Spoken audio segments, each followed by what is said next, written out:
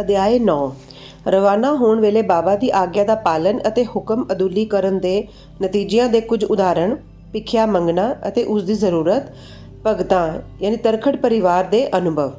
ਪਿਛਲੇ ਅਧਿਆਇ ਦੇ ਅਖੀਰ ਵਿੱਚ ਸਿਰਫ ਇੰਨਾ ਹੀ ਦੱਸਿਆ ਸੀ ਕਿ ਵਾਪਸ ਜਾਣ ਵੇਲੇ ਜਿਨ੍ਹਾਂ ਨੇ ਬਾਬਾ ਦੀ ਆਗਿਆ ਦਾ ਪਾਲਨ ਕੀਤਾ ਉਹ ਠੀਕ ਠਾਕ ਘਰ ਵਾਪਸ ਪਹੁੰਚੇ ਅਤੇ ਜਿਨ੍ਹਾਂ ਨੇ ਆਗਿਆ ਦਾ ਉਲੰਘਣ ਕੀਤਾ ਉਹਨਾਂ ਨੂੰ ਦੁਰਘਟਨਾਵਾਂ ਦਾ ਸਾਹਮਣਾ ਕਰਨਾ ਪਿਆ। ਇਸ ਅਧਿਆਇ ਵਿੱਚ ਇਹ ਕਥਨ ਅਤੇ ਕਈ ਹੋਰ ਸਬੂਤ ਦੇ ਤੌਰ ਤੇ ਘਟਨਾਵਾਂ ਅਤੇ ਕਈ ਹੋਰ ਵਿਸ਼ਿਆਂ ਦੇ ਨਾਲ ਵਿਸਥਾਰ ਨਾਲ ਸਮਝਾਇਆ ਜਾਏਗਾ। ਸ਼ਿਰਡੀ ਯਾਤਰਾ ਦੀ ਵਿਸ਼ੇਸ਼ਤਾ।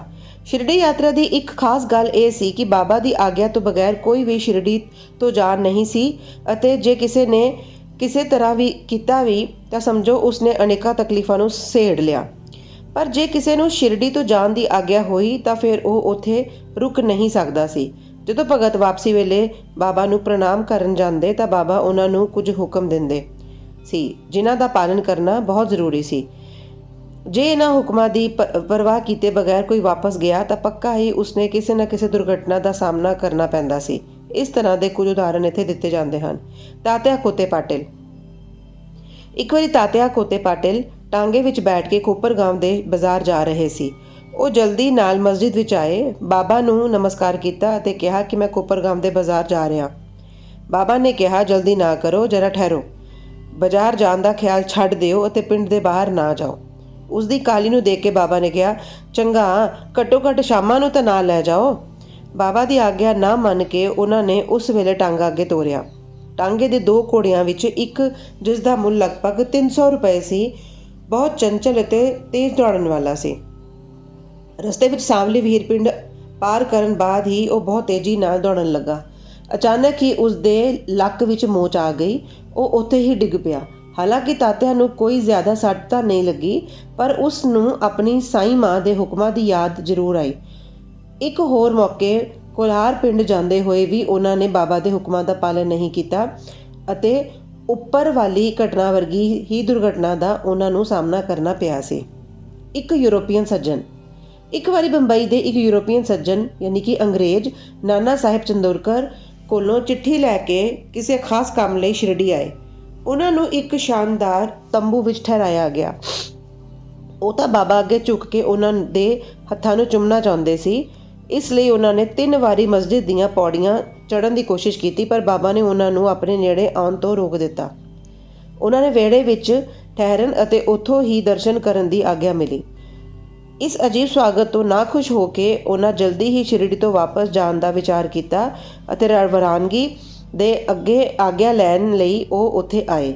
ਬਾਬਾ ਨੇ ਉਹਨਾਂ ਨੂੰ ਅਗਲੇ ਦਿਨ ਜਾਣ ਅਤੇ ਜਲਦੀ ਨਾ ਕਰਨ ਦੀ ਸਲਾਹ ਦਿੱਤੀ। ਹੋਰ ਭਗਤਾਂ ਨੇ ਵੀ ਉਹਨਾਂ ਨੂੰ ਬਾਬਾ ਦਾ ਹੁਕਮ ਮੰਨਣ ਦੀ ਬੇਨਤੀ ਕੀਤੀ, ਪਰ ਉਹ ਸਾਰਿਆਂ ਦੀ ਗੱਲ ਨਾ ਮੰਨ ਕੇ ਟਾਂਗੇ ਵਿੱਚ ਬੈਠ ਕੇ ਰਵਾਨਾ ਹੋ ਗਏ। ਕੁਝ ਦੂਰ ਤੱਕ ਤਾਂ ਘੋੜੇ ਠੀਕ ਠਾਕ ਚੱਲਦੇ ਰਹੇ, ਪਰ ਸਾਂਵਲੀ ਵਿਹੀਰ ਨਾਂ ਦਾ ਪਿੰਡ ਪਾਰ ਕਰਨ ਲੱਗੇ ਇੱਕ ਸਾਈਕਲ ਅੱਗੋਂ ਆਈ, ਜਿਸ ਨੂੰ ਦੇਖ ਕੇ ਘੋੜੇ ਡਰ ਗਏ ਅਤੇ ਤੇਜ਼ੀ ਨਾਲ ਦੌੜਨ ਲੱਗੇ। ਫਲਸਰੂਪ ਟਾਂਗਾ ਉਲਟ ਗਿਆ ਅਤੇ ਅੰਗਰੇਜ਼ ਸੱਜਣ ਥੱਲੇ ਲਟਕ ਗਏ ਅਤੇ ਕੁਝ ਦੂਰ ਤੱਕ ਟਾਂਗੇ ਦੇ ਨਾਲ ਨਾਲ ਘਸੀਟੇ ਗਏ। ਲੋਕਾਂ ਨੇ ਉਸ ਵੇਲੇ ਦੌੜ ਕੇ ਉਹਨਾਂ ਨੂੰ ਬਚਾ ਲਿਆ, ਪਰ ਸੱਟਾਂ ਜ਼ਿਆਦਾ ਲੱਗਣ ਕਰਕੇ ਉਹਨਾਂ ਨੂੰ ਕੋਪਰਗਾਂਵ ਦੇ ਹਸਪਤਾਲ ਵਿੱਚ ਰਹਿਣਾ ਪਿਆ। ਇਸ ਘਟਨਾ ਤੋਂ ਭਗਤਾਂ ਨੇ ਸਬਕ ਸਿੱਖਿਆ ਕਿ ਜਿਹੜੇ ਬਾਬਾ ਦੇ ਹੁਕਮ ਨੂੰ ਨਹੀਂ ਮੰਨਦੇ ਉਹਨਾਂ ਨੂੰ ਕਿਸੇ ਨਾ ਕਿਸੇ ਤਰ੍ਹਾਂ ਦੀ ਦੁਰਘਟਨਾ ਦਾ ਸ਼ਿਕਾਰ ਹੋਣਾ ਪੈਂਦਾ ਹੈ ਅਤੇ ਜਿਹੜੇ ਉਹਨਾਂ ਦੀ ਆਗਿਆ ਮੰਨਦੇ ਹਨ ਉਹ ਠੀਕ ਠਾਕ ਅਤੇ ਆਰਾਮ ਨਾਲ ਘਰ ਪਹੁੰਚ ਜਾਂਦੇ ਹਨ। ਭਿੱਖਿਆ ਮੰਗਣ ਦੀ ਜ਼ਰੂਰਤ। ਹੁਣ ਅਸੀਂ ਭਿੱਖਿਆ ਦੇ ਸਵਾਲ ਉੱਪਰ ਵਿਚਾਰ ਕਰਾਂਗੇ। ਸੰਭਵ ਹੈ ਕੁਝ ਲੋਕਾਂ ਦੇ ਮਨ ਵਿੱਚ ਸ਼ੱਕ ਪੈਦਾ ਹੋਵੇ ਕਿ ਜਦੋਂ ਬਾਬਾ ਇੰਨੇ ਮਹਾਨ ਪੁਰਖ ਸਨ ਤਾਂ ਫਿਰ ਉਹਨਾਂ ਨੂੰ ਸਾਰੀ ਉਮਰ ਭਿੱਖਿਆ ਮੰਗ ਕੇ ਹੀ ਕਿਉਂ ਗੁਜ਼ਾਰਾ ਕੀਤਾ। ਇਸ ਸਵਾਲ ਨੂੰ 2 ਦ੍ਰਿਸ਼ਟੀਕੋਣ ਅੱਗੇ ਰੱਖ ਕੇ ਹੱਲ ਕੀਤਾ ਜਾ ਸਕਦਾ ਹੈ। ਪਹਿਲਾ ਦ੍ਰਿਸ਼ਟੀਕੋਣ, ਭਿੱਖਿਆ ਮੰਗ ਕੇ ਗੁਜ਼ਾਰਾ ਕਰਨ ਦਾ ਹੱਕਦਾਰ ਕੌਣ ਹੈ। ਸ਼ਾਸਤਰਾਂ ਅਨੁਸਾਰ ਉਹ ਆਦਮੀ ਜਿਸ ਨੇ 3 ਮੁੱਖ ਮੋਹ ਯਾਨੀ ਕਾਮਿਨੀ, ਕੰਚਨ ਅਤੇ ਕੀਰਤੀ ਦਾ ਤਿਆਗ ਕਰਕੇ ਮੋਹ ਮੁਕਤ ਹੋ ਕੇ ਸੰਨਿਆਸ ਲੈ ਲਿਆ ਹੋਵੇ, ਉਹੀ ਭਿੱਖਿਆ ਮੰਗਣ ਦਾ ਅਸਲੀ ਹੱਕਦਾਰ ਹੈ, ਕਿਉਂਕਿ ਉਹ ਆਪਣੇ ਘਰ ਵਿੱਚ ਭੋਜਨ ਤਿਆਰ ਕਰਨ ਦਾ ਪ੍ਰਬੰਧ ਨਹੀਂ ਕਰ ਸਕਦੇ। ਇਸ ਲਈ ਉਹਨਾਂ ਨੂੰ ਭੋਜਨ ਕਰਾਉਣ ਦਾ ਭਾਰ ਗ੍ਰਸਥੀਆਂ ਦੇ ਉੱਤੇ ਹੀ ਹੈ। ਸ਼੍ਰੀ ਸਾਈਂ ਬਾਬਾ ਨਾ ਤਾਂ ਗ੍ਰਸਥੀ ਸੀ ਅਤੇ ਨਾ ਹੀ ਵਾਨਪ੍ਰਸਥੀ, ਉਹ ਤਾਂ ਬਾਲ ਬ੍ਰਹਮਚਾਰੀ ਸੀ। ਉਹਨਾਂ ਦੇ ਇਹ ਪੱਕੀ ਭਾਵਨਾ ਸੀ ਕਿ ਸਾਰਾ ਸੰਸਾਰ ਹੀ ਮੇਰਾ ਘਰ ਹੈ। ਉਹ ਤਾਂ ਆਪ ਹੀ ਭਗਵਾਨ ਵਾਸੂਦੇਵ ਦੁਨੀਆ ਦੇ ਪਾਲਣਹਾਰ ਅਤੇ ਪਰ ਬ੍ਰਹਮ ਸੀ, ਇਸ ਲਈ ਉਹ ਭਿੱਖਿਆ ਲੈਣ ਦੇ ਪੂਰੇ ਹੱਕਦਾਰ ਸਨ। ਦੂਸਰਾ ਦ੍ਰਿਸ਼ਟੀਕੋਣ, ਪੰਜ ਸੂਨਾ ਯਾਨੀ ਪੰਜ ਪਾਪ ਅਤੇ ਉਹਨਾਂ ਦਾ ਪਛਤਾਵਾ। ਸਾਰਿਆਂ ਨੂੰ ਇਹ ਤਾਂ ਪਤਾ ਹੈ ਕਿ ਭੋਜਨ ਸਮੱਗਰੀ ਜਾਂ ਰਸੋਈ ਤਿਆਰ ਕਰਨ ਲਈ ਗ੍ਰਸਤੀਆਂ ਨੂੰ 5 ਤਰ੍ਹਾਂ ਦੇ ਕੰਮ ਕਰਨੇ ਪੈਂਦੇ ਹਨ।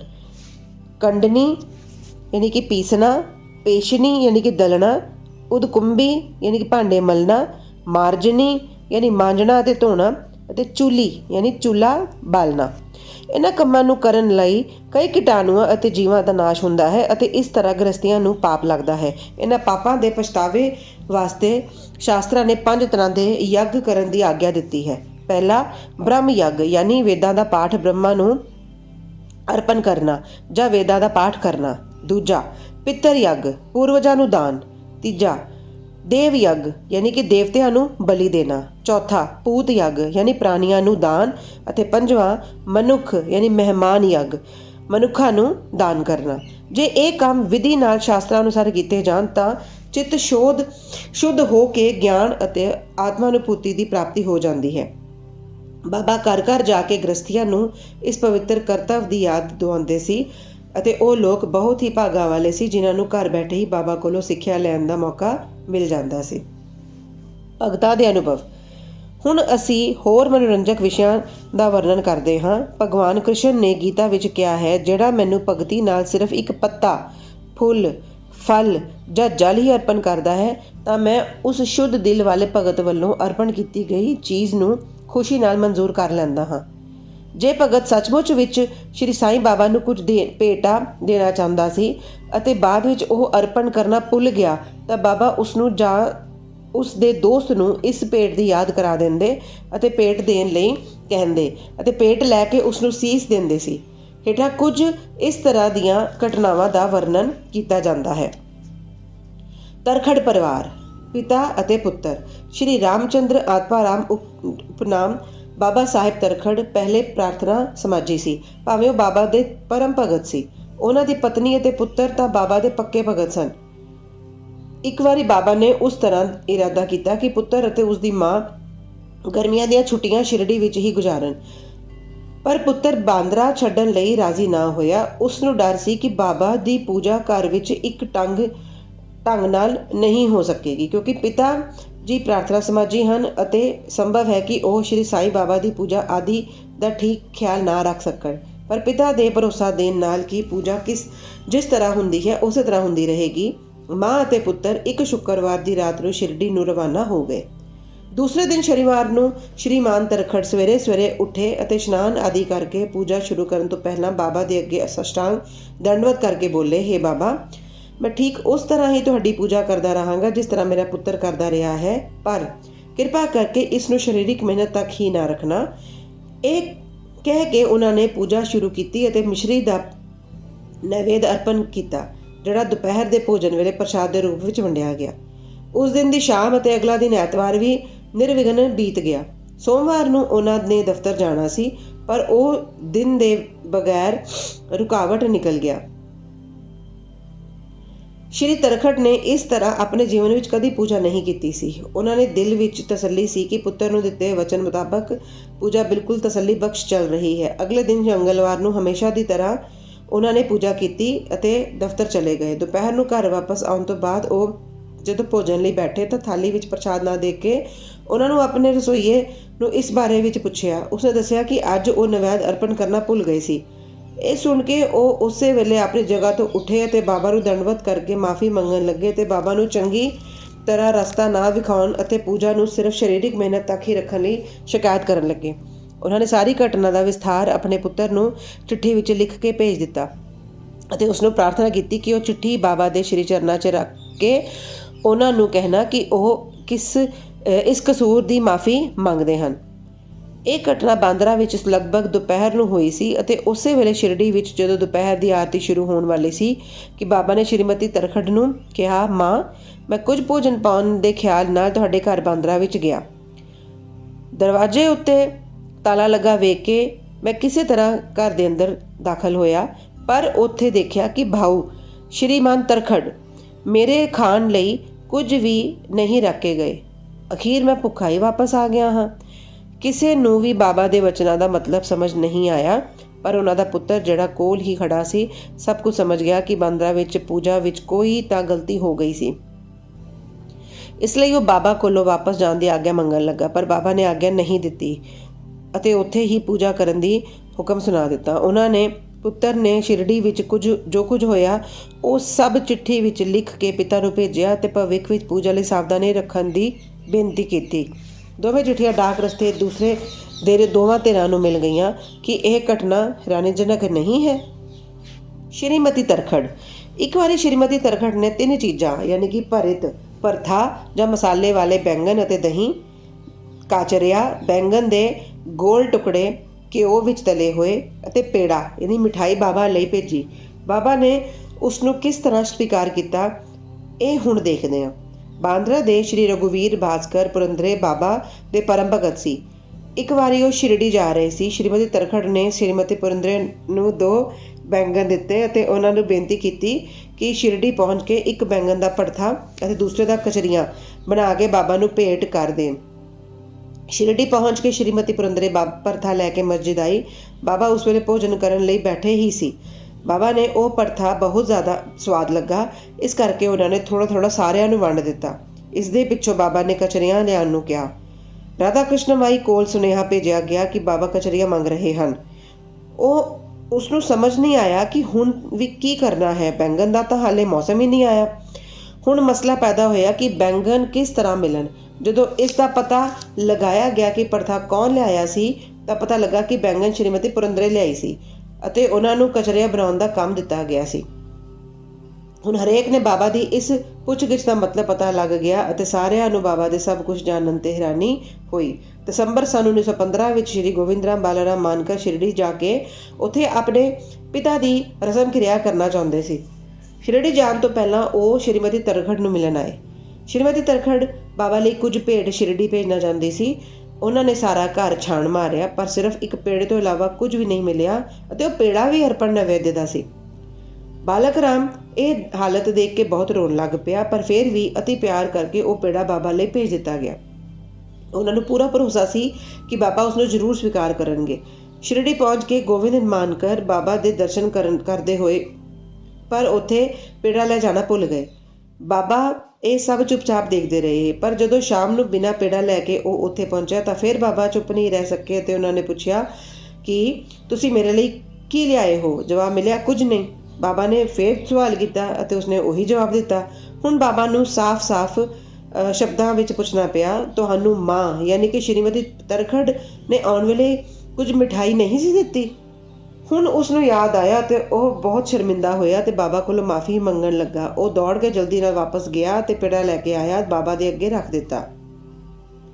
ਬਾਬਾ ਨੇ ਉਸੇ ਵੇਲੇ ਪੇੜਾ ਖਾ ਲਿਆ। ਇਸ ਤਰ੍ਹਾਂ ਸ਼੍ਰੀਮਤੀ ਤਰਖੜ ਦਾ ਭੇਟਾ ਬਾਬਾ ਨੇ ਕਬੂਲ ਕੀਤਾ ਅਤੇ ਭਗਤ ਮੇਰੇ ਉੱਪਰ ਭਰੋਸਾ ਕਰਦਾ ਹੈ, ਇਸ ਲਈ ਮੈਂ ਕਬੂਲ ਕਰ ਲੈਂਦਾ ਹਾਂ। ਇਹ ਭਗਵਤ ਵਚਨ ਸਿੱਧ ਹੋ ਗਿਆ। ਬਾਬਾ ਦਾ ਤਸੱਲੀ ਬਖਸ਼ ਭੋਜਨ। ਇੱਕ ਵਾਰੀ ਸ਼੍ਰੀਮਤੀ ਤਰਖੜ ਸ਼ਿਰਡੀ ਆਈ ਹੋਈ ਸੀ। ਦੁਪਹਿਰ ਦਾ ਭੋਜਨ ਤਿਆਰ ਹੋ ਚੁੱਕਿਆ ਸੀ ਅਤੇ ਥਾਲੀਆਂ ਪਰੋਸੀਆਂ ਜਾ ਰਹੀਆਂ ਸਨ ਕਿ ਉਸੇ ਵੇਲੇ ਉੱਥੇ ਇੱਕ ਭੁੱਖਾ ਕੁੱਤਾ ਆਇਆ ਅਤੇ ਭੌਂਕਣ ਲੱਗਾ। ਸ਼੍ਰੀਮਤੀ ਤਰਖੜ ਫਟਾਫਟ ਉੱਠੀ ਅਤੇ ਉਹਨਾਂ ਨੇ ਰੋਟੀ ਦਾ ਇੱਕ ਟੁਕੜਾ ਕੁੱਤੇ ਨੂੰ ਪਾ ਦਿੱਤਾ। ਕੁੱਤਾ ਬੜੇ ਸਵਾਦ ਨਾਲ ਉਸ ਨੂੰ ਖਾ ਗਿਆ। ਸ਼ਾਮ ਵੇਲੇ ਜਦੋਂ ਉਹ ਮਸਜਿਦ ਵਿੱਚ ਜਾ ਕੇ ਬੈਠੀ ਤਾਂ ਬਾਬਾ ਨੇ ਉਹਨਾਂ ਨੂੰ ਕਿਹਾ, ਮਾਂ ਅੱਜ ਤੁਸੀਂ ਮੈਨੂੰ ਬੜੇ ਪਿਆਰ ਨਾਲ ਖਾਣਾ ਖਵਾਇਆ। ਮੇਰੀ ਭੁੱਖੀ ਆਤਮਾ ਨੂੰ ਬਹੁਤ ਤਸੱਲੀ ਮਿਲੀ। ਹਮੇਸ਼ਾ ਇਸੇ ਤਰ੍ਹਾਂ ਕਰਦੀ ਰਹਿਣਾ, ਤੁਹਾਨੂੰ ਕਦੀ ਨਾ ਕਦੀ ਇਸ ਦਾ ਉੱਤਮ ਫਲ ਜ਼ਰੂਰ ਮਿਲੇਗਾ। ਇਸ ਮਸਜਿਦ ਵਿੱਚ ਬੈਠ ਕੇ ਮੈਂ ਕਦੀ ਵੀ ਝੂਠ ਨਹੀਂ ਬੋਲਾਂਗਾ। ਹਮੇਸ਼ਾ ਮੇਰੇ ਉੱਪਰ ਇਸ ਤਰ੍ਹਾਂ ਕਿਰਪਾ ਕਰਦੀ ਰਹਿਣਾ। ਪਹਿਲਾਂ ਭੁੱਖਿਆਂ ਨੂੰ ਭੋਜਨ ਕਰਾਓ, ਬਾਅਦ ਵਿੱਚ ਆਪ ਭੋਜਨ ਕਰਿਆ ਕਰੋ। ਇਸ ਨੂੰ ਚੰਗੀ ਤਰ੍ਹਾਂ ਧਿਆਨ ਵਿੱਚ ਰੱਖੋ। ਬਾਬਾ ਦੇ ਸ਼ਬਦਾਂ ਦਾ ਅਰਥ ਉਹਨਾਂ ਦੀ ਸਮਝ ਵਿੱਚ ਹੀ ਨਹੀਂ ਆਇਆ।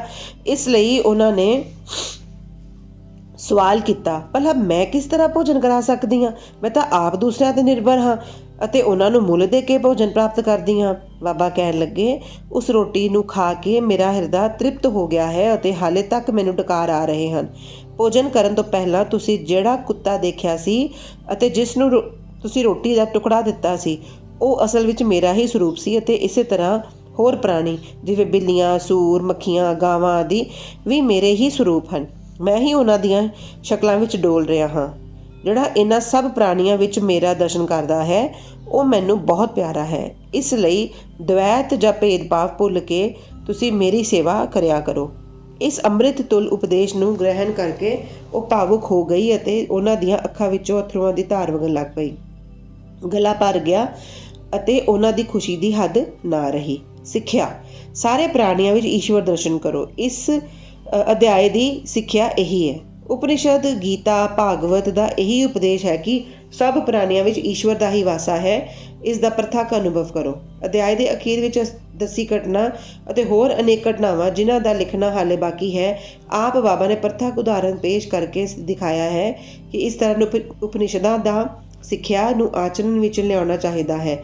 ਇਸ ਤਰ੍ਹਾਂ ਸ਼੍ਰੀ ਸਾਈਂ ਬਾਬਾ ਸ਼ਾਸਤਰ ਗ੍ਰੰਥ ਦੀ ਸਿੱਖਿਆ ਦਿੰਦੇ ਹੁੰਦੇ ਸੀ। ਸ਼੍ਰੀ ਸਤਿਗੁਰੂ ਸਾਈਂ ਨਾਥ ਨੂੰ ਸੀਸ ਝੁਕਾਓ, ਸਾਰੇ ਸੁਖ ਸ਼ਾਂਤੀ ਪਾਓ। ਓਮ ਸਾਈਂ ਰਾਮ, ਓਮ ਸਾਈਂ ਰਾਮ, ਓਮ ਸਾਈਂ ਰਾਮ।